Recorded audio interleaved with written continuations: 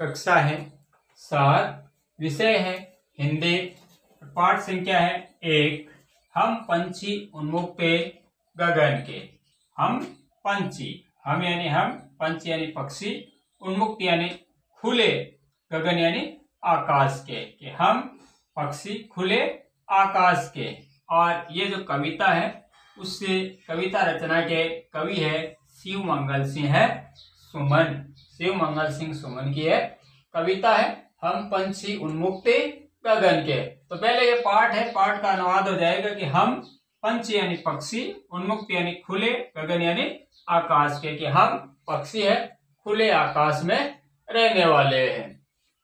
तो ये जो पाठ है उस पाठ का गृह कार्य करने से पूर्व हम जो कविता रचना है उनका मुख्य मुख्य सार है और जो कठिन शब्दार्थ है उनका पहले अध्ययन कर लेते हैं। उसके बाद में जो प्रश्न उत्तर हैं वो हम हल करेंगे। तो हम पंछी उन्मुक्त गगन के। हम पंछी उन्मुक्त गगन के की मेधा से, यानी पहला यहाँ जो पद्य रचना है वो है हम पंछी उन्मुक्त और फिर ये मेधा से। तो उन्मुक्त यानी होता है आजाद या खुले हुए, गगन यानी होता है आकाश, पिंजरबंद यानी पिंजरे में कैद होकर के, कनक तीलिया यानी सोने की छड़े, पुलकित यानी होते हैं रोमांचित, कटुक यानी कड़वी, निबोर यानी नीम का फल। तो कहने का मतलब यह है पद्यांश शिव मंगल सिंह सुमन द्वारा रचित है और हम पंछी उन्मुक्त गगन शीर्षक कविता से लिया गया है, जिसमें बंद क्या है, पक्षी है जो पिंजरे में बंद है और बंद रह करके पिंजरे में जो बंद पक्षी है वो अपनी अभिलाषा व्यक्त करते हुए कहते हैं, यानी उनकी इच्छा है। क्या इच्छा है?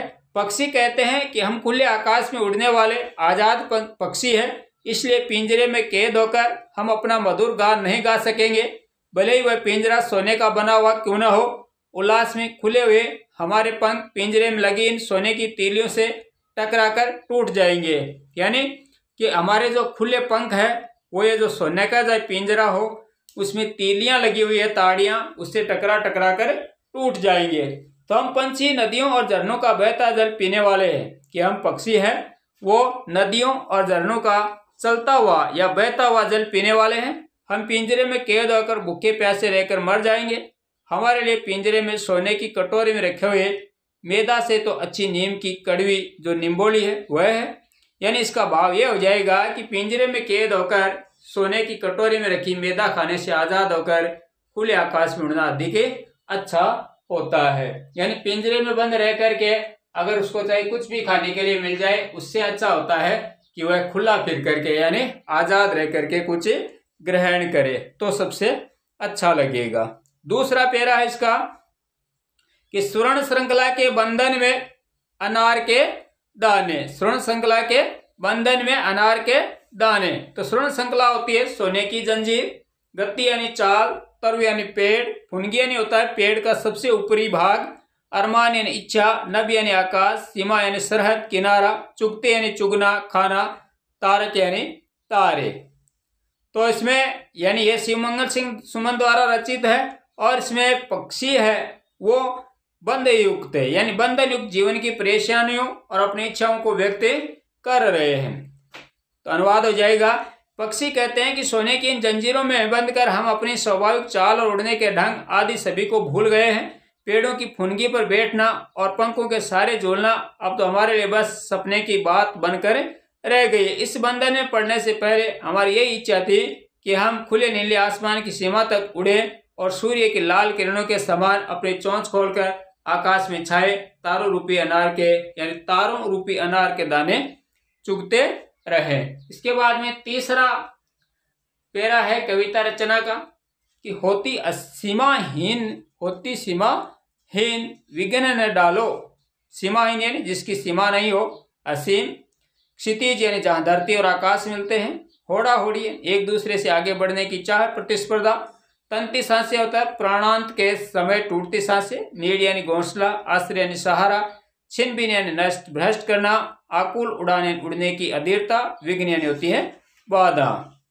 तो इसका अनुवाद यानी कविता में पक्षी यहाँ अपने भावों को व्यक्त करते हुए कहते हैं कि पक्षी कहते हैं कि स्वतंत्र रहते हुए आसमान की ऊंचाइयों को छूते हुए उनके पंखों में इस प्रकार की होड़ लग जाती है कि उड़ते उड़ते या तो एक स्टेज को पा जाते हैं या फिर अपने प्राण गंवा देते हैं। पक्षी कहते हैं कि चाहे उन्हें रहने के लिए घोंसला न दो, टहनी का आश्रय भी तहस नहस कर दो, लेकिन ईश्वर ने उन्हें पंख दिए हैं तो उनकी उड़ान में बाधा नहीं डालो, उन्हें आजादी के साथ उड़ने दो। तो यहाँ इस पाठ के सार के बाद अब पहला प्रश्न है कि हर तरह की सुख सुविधाएं पाकर भी पक्षी पिंजरे में बंद क्यों नहीं रहना चाहता। यानी पक्षी जब उसको पिंजरे में कैद कर लिया जाता है तो उसको तरह तरह की चीजें खाने पीने के लिए दी जाती है, फिर भी वह पिंजरे में बंद नहीं रहना चाहता है। इसका क्या कारण है? तो इसका उत्तर हो जाएगा कि हर तरह की सुख सुविधाएं पाकर भी पक्षी पिंजरे में इसलिए बंद नहीं रहना चाहते हैं क्योंकि उन्हें बंधन में रहना पसंद नहीं।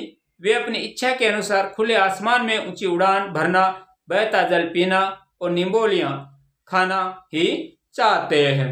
उसके बाद में दूसरा प्रश्न कि पक्षी उन्मुक्त रहकर अपनी कौन कौन सी इच्छाएं पूरी करना चाहते हैं। उन्मुक्त यानी खुले या स्वतंत्र। तो पक्षी है वो खुले या आजाद या स्वतंत्र रहकर अपनी कौन कौन सी इच्छाएं पूरी करना चाहते हैं। तो इसका उत्तर हो जाएगा कि पक्षी उन्मुक्त रहकर आकाश की सीमा जानना चाहते हैं, क्षितिज से प्रतियोगिता करना चाहते हैं, बहता जल पीकर, कड़वी निम्बोलियां खाकर, पेड़ों की ऊंची टहनियों पर झूलकर और अपनी चोंच से आकाश के अनार के दाने रूपी तारे चुगकर अपनी इच्छाएं पूरी करना चाहते हैं। उसके बाद में है तीसरा प्रश्न कि भाव स्पष्ट कीजिए। भाव स्पष्ट कीजिए।